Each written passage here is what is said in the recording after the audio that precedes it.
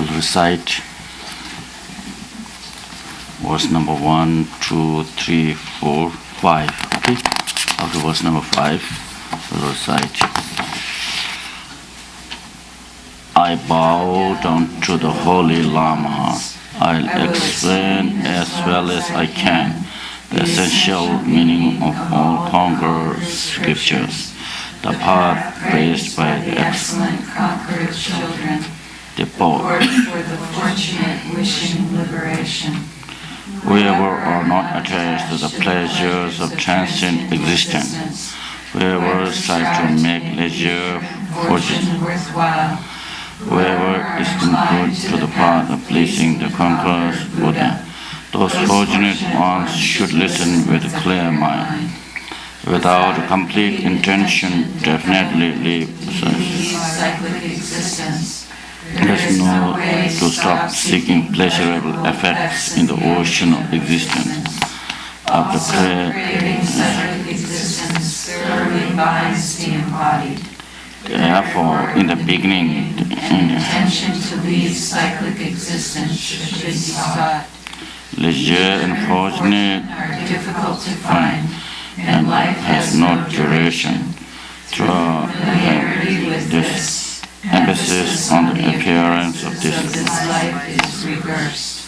If you think again and again about actions and their inevitable effects, the suffering of cyclic existence, emphasis on the appearance of the future life is reward.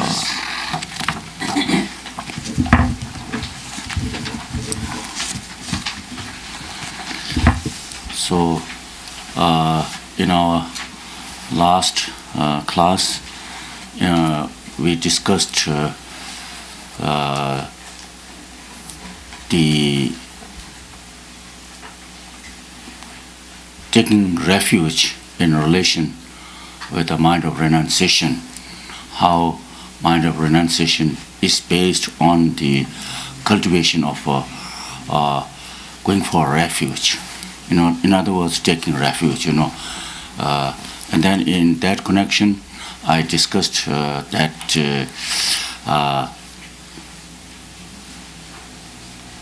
the Buddha, the teacher, Buddha should be seen as the teacher, Dharma should be seen as the actual protector, and Sangha should be seen as the assistance or helping hand in our spiritual journey towards the enlightenment. We say in Tibetan, Kyap Tembapo. Kyap Tembapo means Kyap means refuge. Tembapo means that who teaches the path or guides to the path of enlightenment. Kyap Tembapo. Kyap Ngue means actual refuge or the actual protector is the Dharma. Kyap Drubbe Tado. Kyap actually means refuge. Drubbe means in our path of practicing the Dharma. Tadok means also we can also call as friends. Or here in Sanskrit we have word Sangha. So Sangha actually can be formed in the monastic tradition. When four monastics are assembled, then we become a Sangha. And then in same thing, when four lay practitioners are assembled, then we become Sangha. So in the same way, so here lots of our students are assembled, right? So we become Sangha community, right? Sangha community. So in the taking of refuge, as I explained last time, refuge is the gateway of becoming a Buddhist. I mentioned last time, right? Whether you are a Buddhist or not Buddhist, you need to see whether you take refuge in the Buddha, Dharma, Sangha, what we call as three jewels, right? Three jewels, or sometimes translated as three gems, three gems, three jewels. Why they are called jewels? Jewels are, what we call as jewel. Sometimes we use on the crown, right? Crown jewel. They're so precious. That's why they are called as jewel. Not only precious, they are also very difficult to find in our spiritual practice. Unless we work for finding them, even though the blessing from the Buddha, Dharma, Sangha is there, we shall not receive the blessing. As I mentioned last time, that the sun, when the sun is out, the sun has no discrimination thought, but in a closed door room, in a dark room, when the windows and doors are completely closed, sun cannot reach there, right? So what you have to do is, open the windows, open the doors, right? So make the sunshine come and be receptive, right? Be receptive what you want to blessing. So it's the two ways. Buddha is always there, the Dharma is always there, and the Sangha is always there. But what we are lacking is our response to the Buddha, to the Dharma, and to the Sangha. And our response is that, for example, with the Buddha, we say that we need to have three,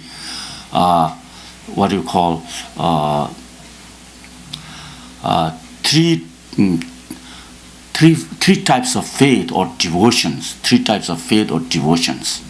First is Dangwa Deva.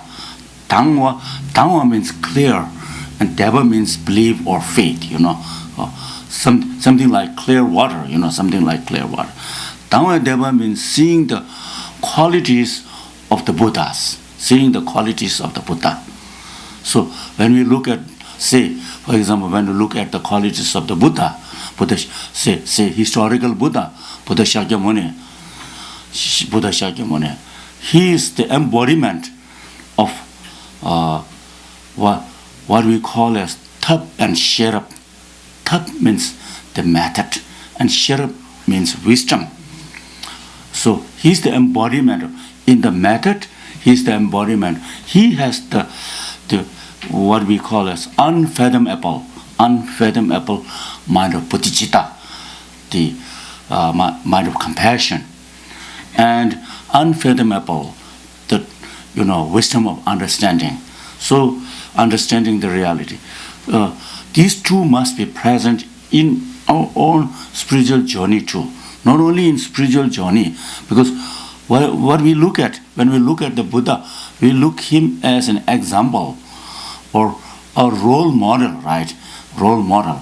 Everyone has has some kind of role model, and look at them. The singers has their role model. Artists has their role model. Scientists has their role model. From them, we get inspiration. We imitate them, right? The dancers have their role model. Everyone, in our life, public life, we have we see someone as something to be looked at, something to be, oh, I should be doing like this. Then I'll be able to achieve like that, right? So in the same way, since our motivation from the depth of our heart is to achieve the state of enlightenment, so we need to look for someone who has achieved the state of enlightenment, not someone who is almost like us, wandering into the cyclic existence. Then, our role model is different, right? Then we're not going to make any headway, right? This person is same as like us, and they're not going to gain something from him or her like that. So role model is so. We look at, for example, with the Shakyamunis. When we hear about the Buddha Shakya, the word, the name itself inspires us, because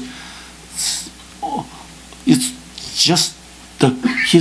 just completely filled with the loving kindness, feeling of warm-heartedness, and on the top of that, his mind is, with the wisdom of reality, wisdom of understanding, with wisdom. When in our daily life, for example, we put, for example, we put the Shakyamuni Buddha's statue, painting, tangas in our shrine, right, on our altar. And as soon as we get to see Buddha, something tickles into our mind, something tickles. We feel also, right away we feel peaceful, right away we feel comfortable, right away we feel at ease. And kind of feeling of warm-heartedness is generated. Why? This person is full of love and compassion. And his love and compassion is kind of overflowing and pouring us into our minds. We feel this way because that person, he is the embodiment of like that. And like, when we talk about Mahatma Gandhi, the great beings, and like here, when we talk about Martin Luther, there's some sense of something. We sense something that makes, oh, what a wonderful person like that. And we want to have his picture, painting, wherever we go, we feel at peace and like that. Whereas when we hear about, some ruthless, name of some ruthless kings or ruthless, persons, leaders, we don't want to even hear their name, Look at the Hitler, nobody puts Hitler's picture in their shrine. Why?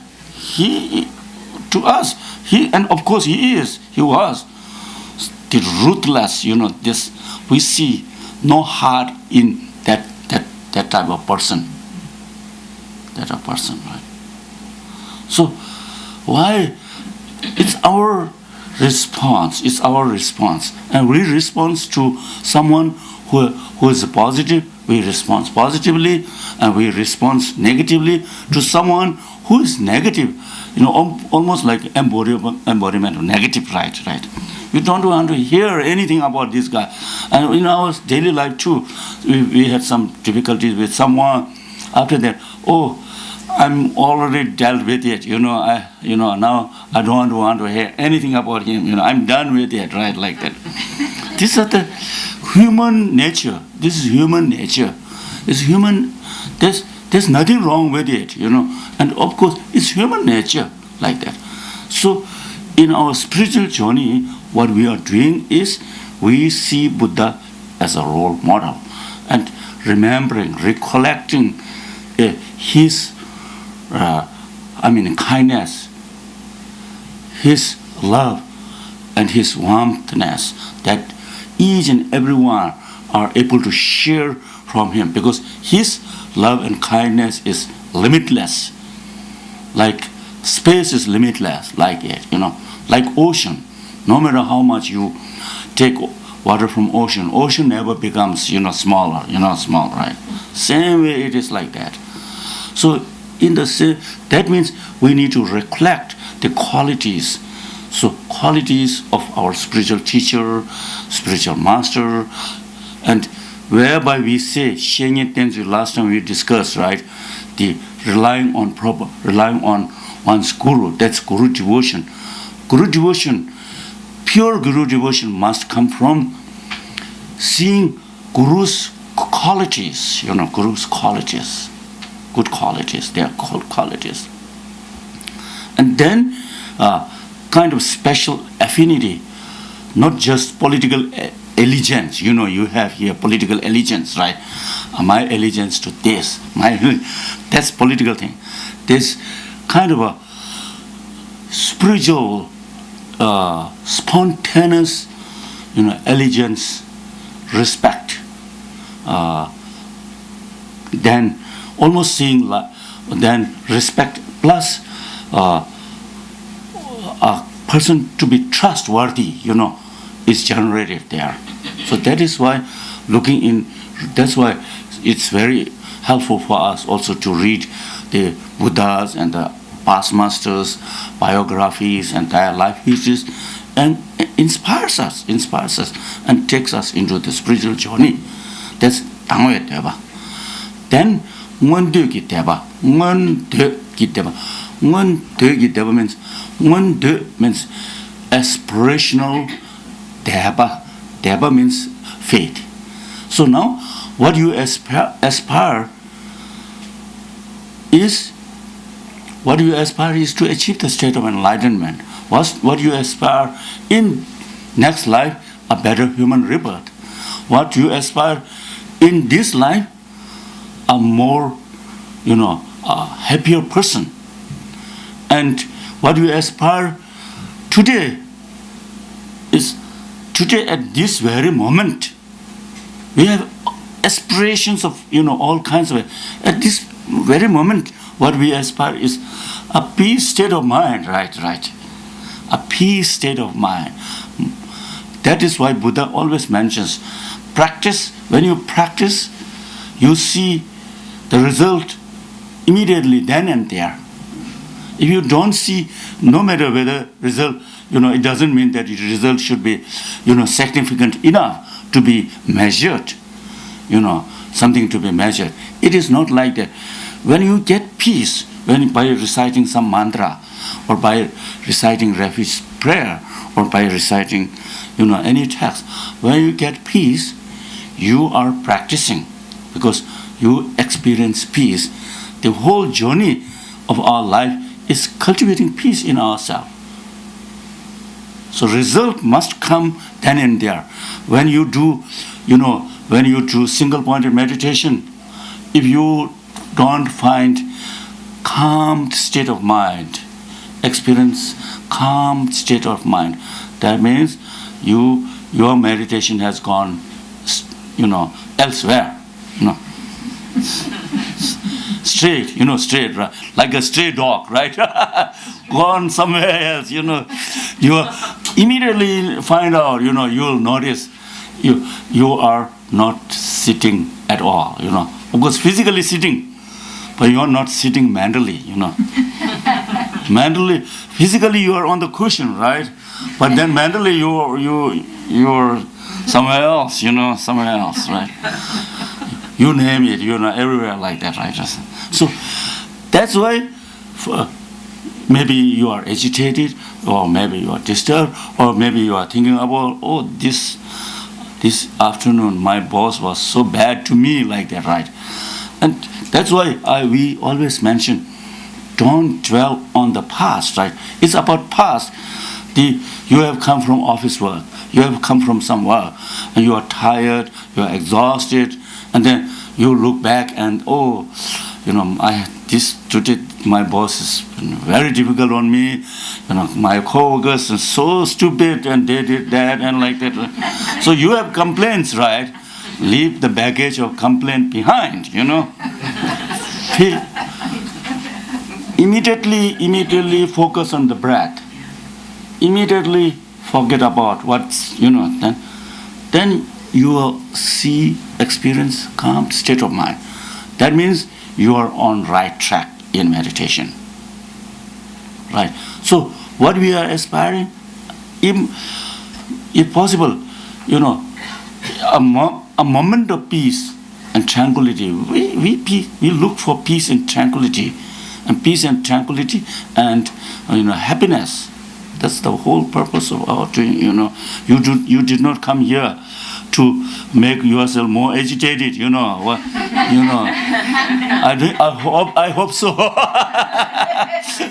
And I'm here to be part of you, because I feel also more, inspired and learn so many things like that. I'm also practicing while I teach, So I'm also cultivating a lot of happiness and joy in me, right? So that is why it's aspirational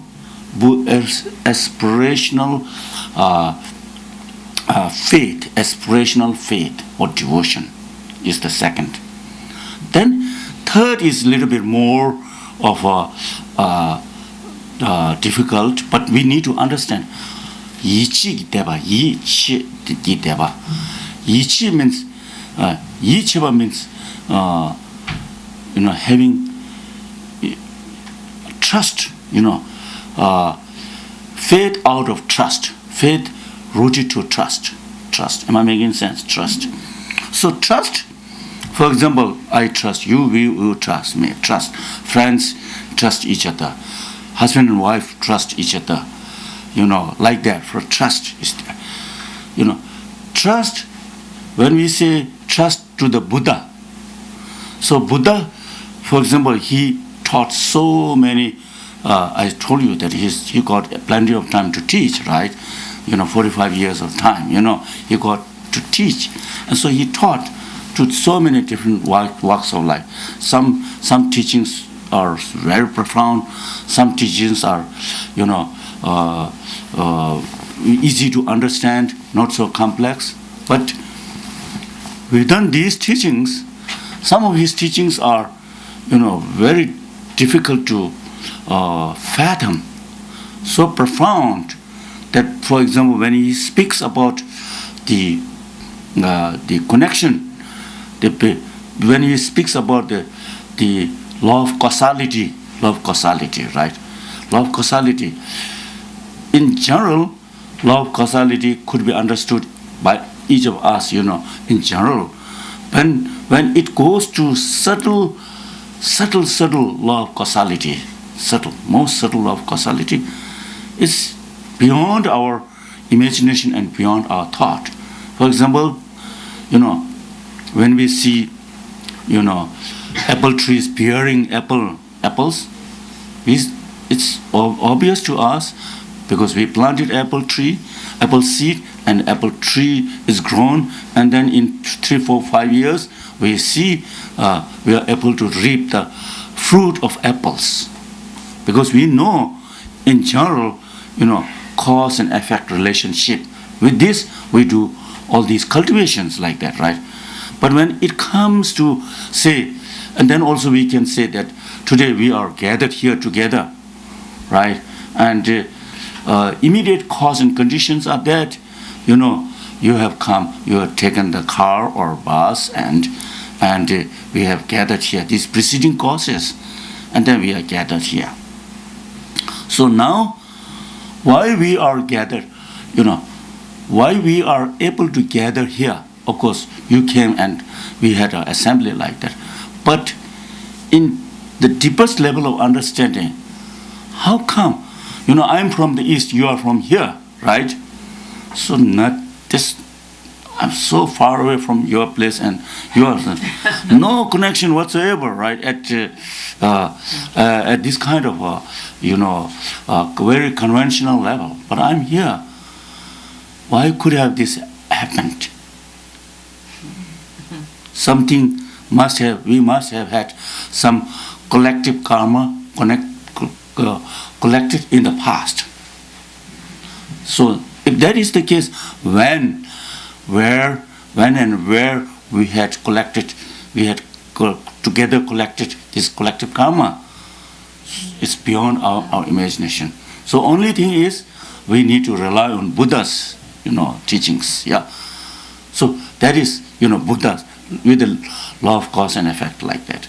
And so there's so many things how sometimes we in our life or we say coincidence, right? Coincidence. There's never coincidence, There's never coincidence in the from the Buddhist perspective of explanation, philosophical explanation. Because if everything comes from randomly, then there's no law of causality. If there's no law of causality, then then there will be the disturbance of conventional reality. So we shall not be able to explain this conventional reality of, because of this has happened. Because of that, this is happening. If everything is random, there's no randomness, there's no randomness, right?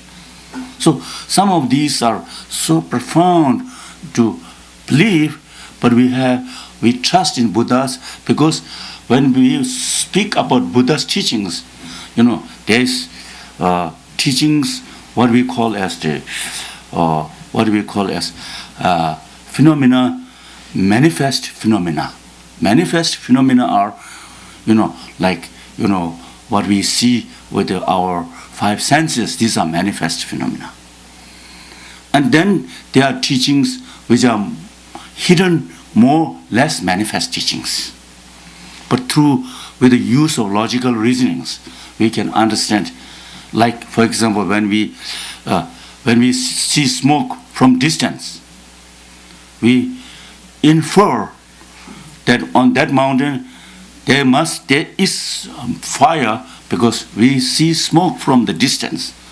Because smoke and fire are, a cause and effect, have cause and effect relationship, right? Like that, right? Same thing. When we see seagull, what you call seagulls, right? Seagulls from distance, when they fly, they not fly in one, they fly in what you call packed way, in a packed way, right? Flock. Yeah. What do you call? Flock. Right? Flocked. So wherever they flock, wherever they and wherever they go, we infer, there must be, water, because they are now, their way of flying this way and in this kind of togetherness, we can infer, because they will not fly in the desert, right? They will not go in the desert. They will not go in the desert. They'll go only where there is sea, or some water, right? So some of these are, must be understood through what we call as, in Tibetan we have Shakyamuni and Kokyur. Mungyur means manifest phenomena. So Kokyur means a kind of hidden phenomena, but we can infer through the force of, reasonings. And now we have these days scientists have so many, ways of finding out the evidence, which in the past were completely hidden to us, right? Hidden to us now. And then within Kokyur, we have the Shindu Kokyur, that is very, very difficult to, most hidden phenomena like that, right? So when we accept general causality, we can infer if these Buddha spoke about all these general causality, they come to be true. And if that is the case, then his teachings on, more very profound also must be true like that, right? So, Tangwe Deba, Ngunduki Deba, Yichigi Deba, these three are the basis for cultivating, strong sense of refuge to the Buddha. And to the Dharma, I discussed with you last time, when we speak about Dharma, it is about, Dharma. Actually, in Dharma, we have the truth of cessation and the path that leads to the cessation. So, the cessation means, for example, when we have uprooted the three poisons from our mind stream, we have achieved a cessation. It's called cessation. Pangba means completely uprooted. A cessation is achieved. From then onwards, we will not fall back again into in experiencing three poisons. So that has to be achieved through the cultivation of series of step by step, what we call it, the path that leads to the cessation of truth, right? In that, I explained you like that. I explained you the basic practice of the path that leads to the cessation of afflictive emotions is cultivating the what we call when I discussed that is not harming others. That is the cultivation of non-violence within our mind stream. right? Not harm.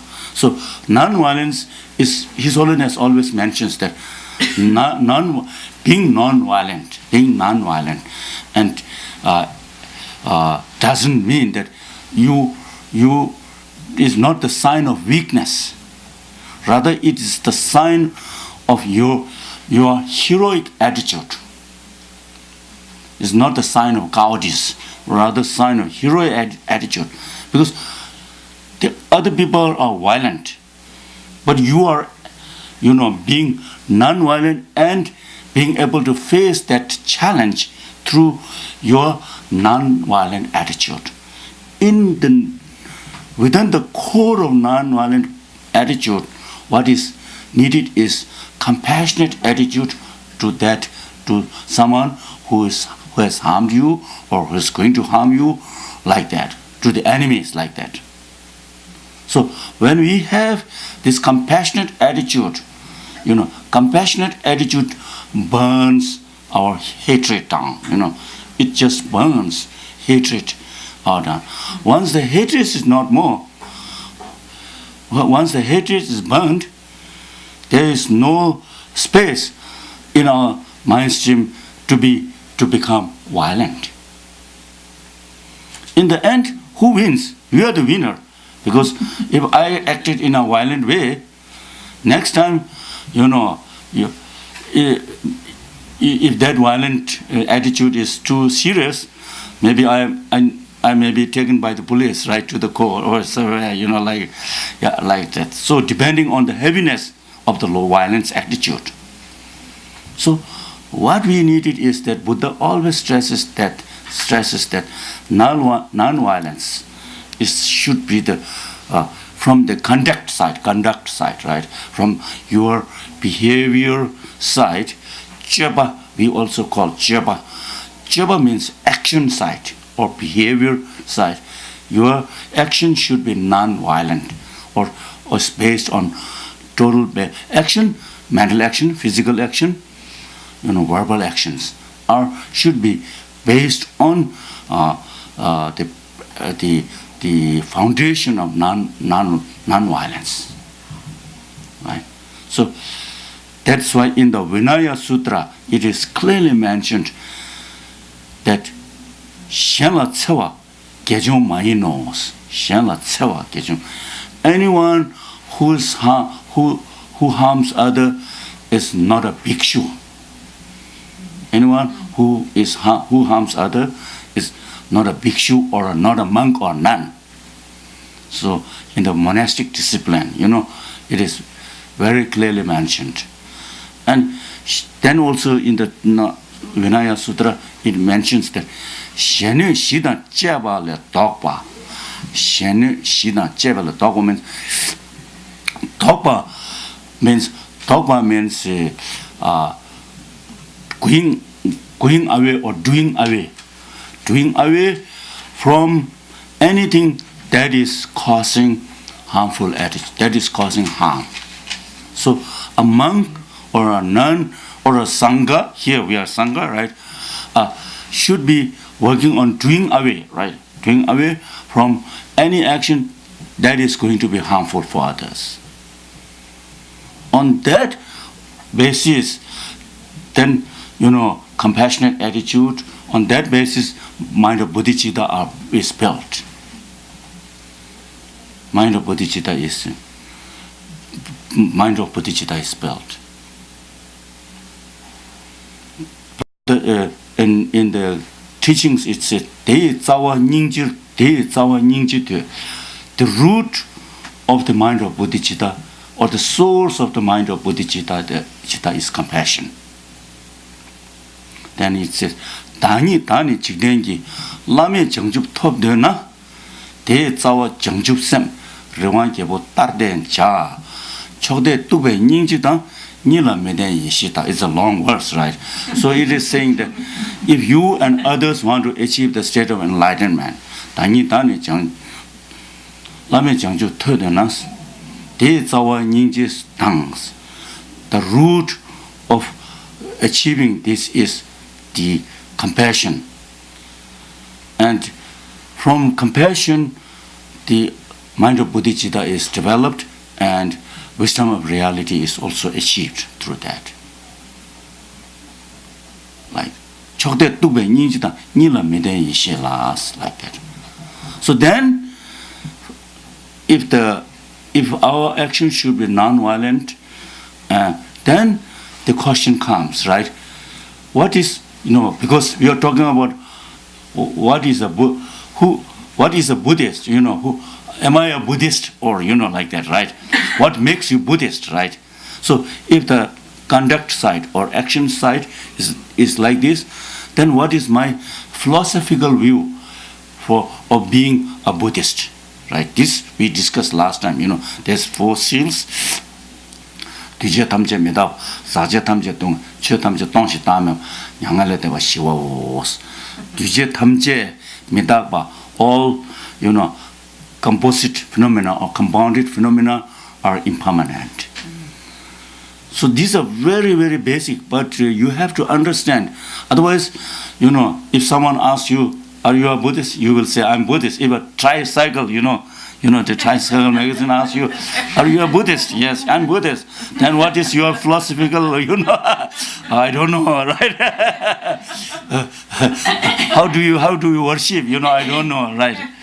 So then something has missed in your practice, right? So 뒤제 탐제 미딱바, right? 삭제 탐제 동엘와 처담제 동신 다음에와 양알레 대와니 시와오 말아. So 뒤제 탐제 all compounded phenomena are impermanent, right? So now I discussed last time, right? Impermanence, right?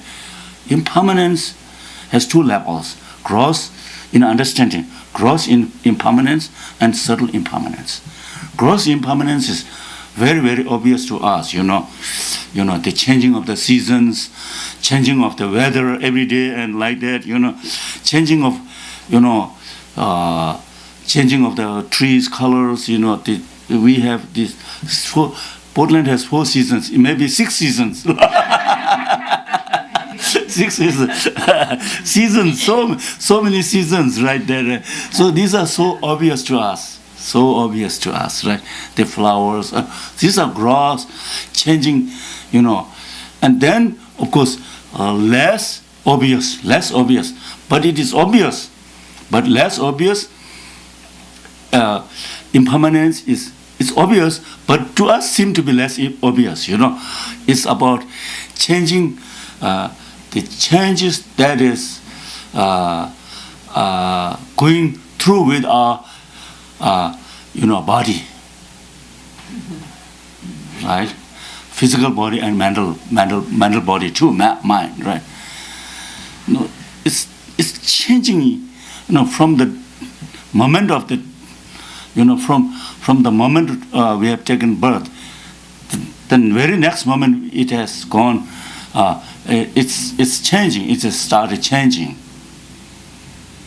The moment we are born, and the next moment we have become older by 1 moment. Right? Gawa and Kega Nachi. Gawa is getting old. Getting old. So, and in the what do you call 12-link Tibetan origination we have, like in the 12-link Tibetan origination, there's a very interesting word. Gashi chirigbe tendel. Gashi chirigbe tendel. So Gawa means aging, Shiva means death, right? Gawa and Shiva. Shiva death. Gawa means aging. So sometimes Shiva comes first before Gawa, right? Sometimes death comes before aging, right? For example, someone who takes birth, then very next moment this child dies, right? He didn't have the chance to get old, right? To become old, right? But if we live from childhood from the cradle, right, when we are able to walk, and then slowly we here you call teenager, right? And then after teenager, then you are youthful state, and then prime age, then you have 50 years of age, like that, and then you have a name for it, right? Right, yeah. And then you will still say, I'm 60 years old, but I'm not old, like that. You don't want to live. And then 65, then you will say, I'm old, but I'm okay, like that, But okay. So what we see, it's obvious to us, but we are making it non-obvious to us. Yeah. Making sense? No. And what's happening there is then when these, when these stages of aging, step by step, one after the other, come into us, since we totally deny, then at the time, when we reached really old, we are not able to, cope with it. We feel very, very. I look at the mirror and then, like that, So we do all kinds of things, put, what do you call, put on wigs,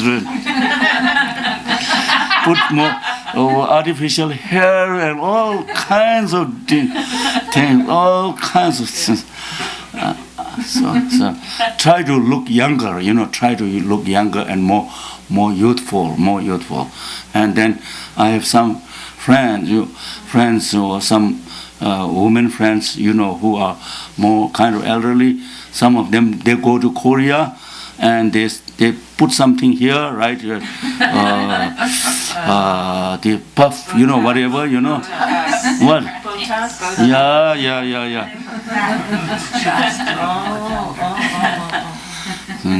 I told frankly, don't do this, Don't do this. Not going to good to. Right. So what is So it's really we are really living in a crazy world, acting in a very crazy way, right? And what the result? We get a crazy result, right? Crazy result. That's how we are. We have to understand. Really, then if we understand the depth of impermanence, especially when we meet with some difficult situations, when we meet with when we meet unwanted things within us, for us, when we are parted away from wanted things, then these are part and parcel of my life. This happens. My teacher, my another teacher, he went to see His Holiness the Dalai Lama one time, and because our institute is actually run on donations and friends and like that, right? And my teacher, he was what do you call very his heart is not not very strong, his heart is not very strong, so he always how should I say worries very much, right? So one time he went to the Dalai Lama and he reported some of our IBD friends were not now lost. He reported like that. Then Dalai Lama mentioned Trokbu Nyingba Togi Trokbu Sarva Yungi. So very wonderful. Old friends will go away, you got to find new friends, Old friends will go away, definitely, But you have to work on finding new friends. My teacher told me that he reported like that, and His Holiness' response was like that, So, and then impermanence, really, really understand, if you really appreciate it, then life will be much, much more, easier to deal with, different things. Everything is impermanent, right? Everything is impermanent. So the deepest level of impermanence is, as I mentioned, keji ki jigwa, keji ki midwa means the momentariness of every composite phenomena. For example, now in the scientists also say that, for example, the concreteness, what we see is as a concreteness, is not there anymore. All the atoms and molecules all are there, and they are changing. They are changing so rapidly with any kind of things. So that itself is the indication that this, for example, table is not a permanent phenomena. It's not stable or concrete as we seem to have. In other words, we concretize, everything, especially with good things, with loved ones. We concretize, make it almost like a cemented one, cemented. Yeah. And then, they're not very fragile, everything is fragile. So that's why Buddha spoke first thing about Geshe Thamje Mitakpa. So we have to basically we have to understand Geshe Thamje Mitakpa. And then secondly, Sakje Thamje Dungawa. That means all the contaminated phenomena are, pain and in sorrowful way, right? So look at our physical body, like this is contaminated phenomena. So eventually, it decays, and then eventually it's mixed. Eventually, it's decayed, and then the word which we do not want to hear, the word, it strikes upon us. We don't know we never know when it strikes. That is uncertain, right? That is so uncertain. So that's why never chiwa samba, namchi never meba samba, chiwe tse chemado shen kange kyan mepen paas. In the Lamrim teaching, when we are taught to meditate on, death and dying in relation with impermanence, it is never chiwa samba. Never chiwa samba means that death is definite. There's nothing that will last. That will have that is eternal. Eternal, everlasting. Never chiwa samba. With the humans, with every species, there's not a single, example we can bring out, and this species has lived and will live forever. There's no single, and especially with the human world, it's so, this body is so fragile, so susceptible, all kinds of, illnesses, sicknesses, and like that, right? So susceptible. So susceptible, like that. Then, that was why, never chiwa samba. And because of all these conditions they are namsi never member samba, means the death is uncertain. Death is uncertain, right? So we don't know. We really don't know who lives longer and who goes first, who goes first to the next life, right? In many cases, older people live longer, younger people goes, and even in the hospital, I have a very interesting example. A few days back, I visited one older Tibetan man, and he said that,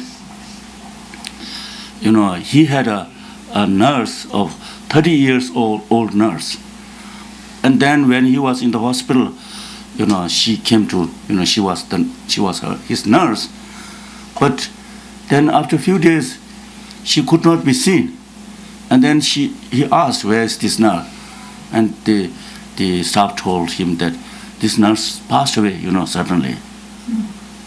So there's no certainty of death. So there is no certainty, now. Then, if that is the case, never chiwa sama. If the death is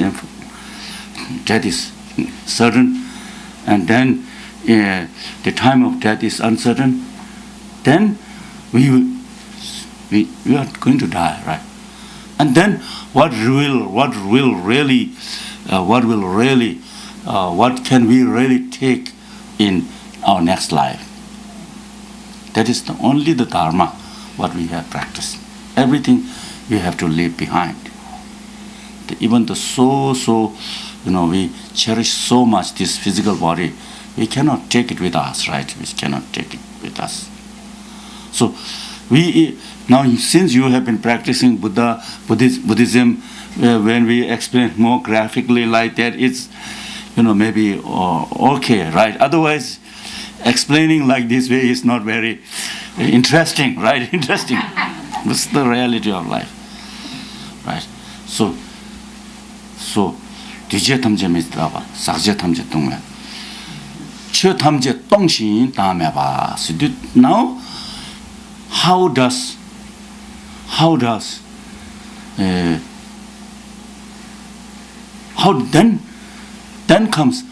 nature works? How does nature works? So nature works in the unity of emptiness and dependent origination. In the unity of emptiness, when we speak about emptiness, it's something in our day-to-day life. Whatever we see, whatever we sense, whatever we see, we see or sense them as having, inherent existence. Something right out there. Something that is there, independently existing. When we have some, quarrel with somebody, we see, very, very subconsciously, the word, here,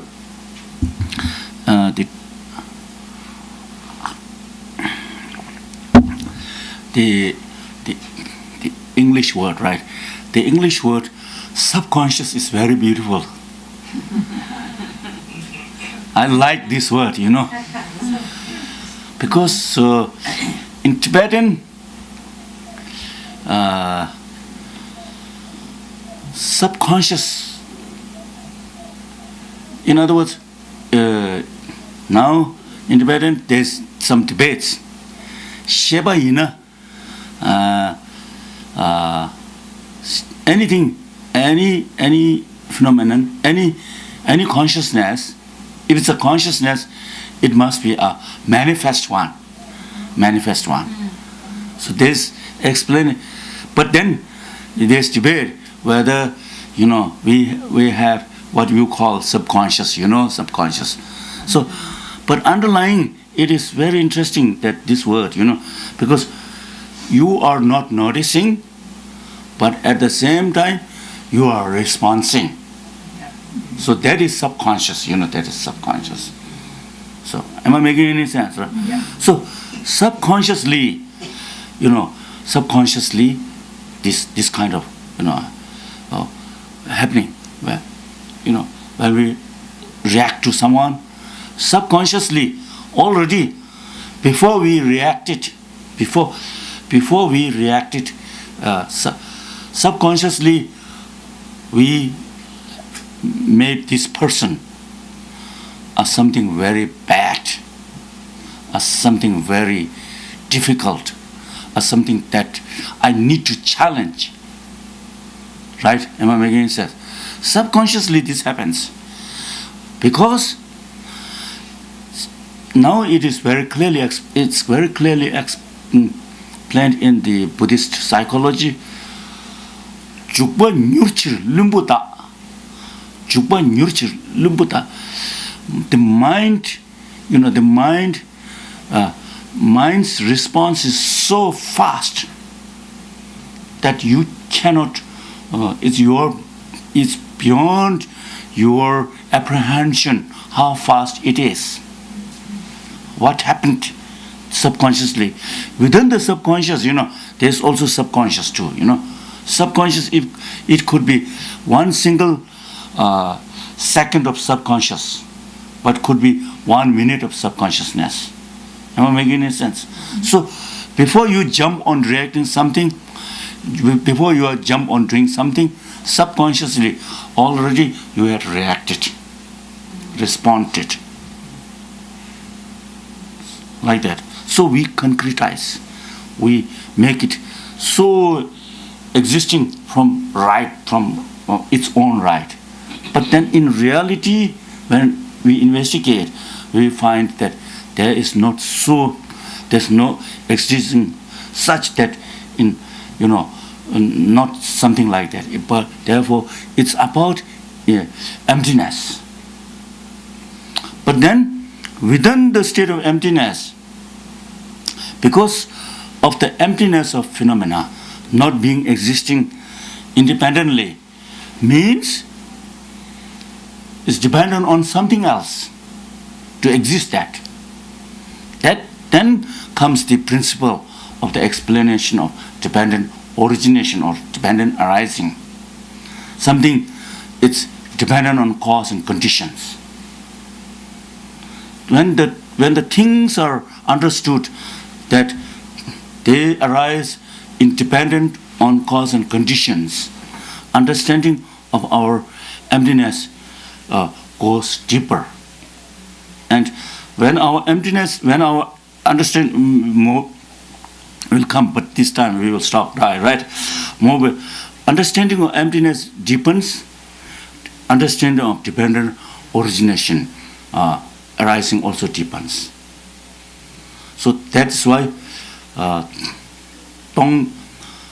His Holiness always mentions that Tongpa and Tenjung, emptiness and dependent arising, must be understood in both ways, not just from one way like that.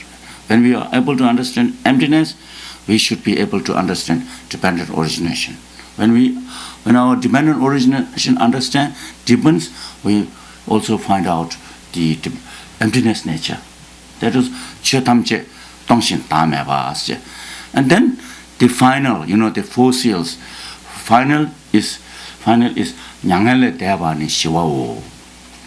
Nyangele Deva ni Shiwa means liberation, or Nyangele Deva actually means Mahaparinirvana, that is gone beyond, something like that, gone beyond, going beyond. That is Nyangele Deva. Deva means beyond. And Nyangen actually means death, gone beyond death. Gone beyond death, we are within the death because we are within the cyclic existence. We fall within the, what we call a 12, within the domain of 12 link dependent origination. So when we when we are able to cut the first link, that is the link of ignorance, then the rest of 12 link of dependent origination would not come about. So we are gone beyond that. That is, we become liberated. Liberation from the wandering into the cyclic existence through the force of negative, through the force of what we call as three poisons, right? Three poisons. So liberation. So then what it actually means in our spiritual life, what actually means that the more our mind is tamed, the more we are at peace. Right? The more we are at peace, the more we enjoy the bliss of what we call as physical bliss and mental suppleness. The moment our mind is disturbed, physical bliss is no more there. Physical happiness is no more there. So very much physical suppleness, physical happiness is dependent on mental happiness. So once all the negative emotions are completely removed from our mind stream, what we have achieved the liberation, the nirvana or the liberation. So the liberation is peace. It's total peace, everlasting peace, like that, right? So, in short, after going for refuge to the Buddha, we should see Buddha as our teacher, Dharma as our protector, and our medicine, as I discussed last time, and the Sangha as the assistants that help us, inspire us to be in the spiritual journey.